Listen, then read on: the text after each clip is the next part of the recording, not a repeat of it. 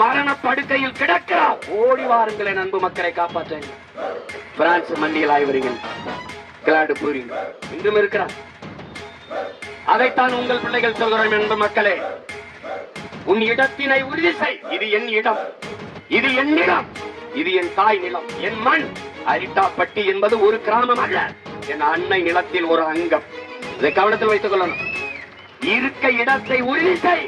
உன் இனத்தினை முன்னிறுத்து. இது என் நிலம், என் இனம். நாங்கள் தமிழர்கள். இருக்க இடமற்றவன் அனைத்துலகம் பேசாததையற்றவன்.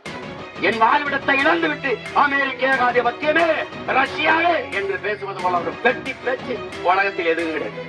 தமிழ்நாட்டில் நடக்கிற கொடுமை போல எந்த நாட்டிலையும் நடக்கல. எந்த ஒரு நாட்டில் தாய்மொழி காக்கப்படணும், தமிழ் தேசம் காக்கப்படணும், நம் இனம் காக்கப்படணும் எவனாவது போராடுறானா? போராடுறதே கிடையாது.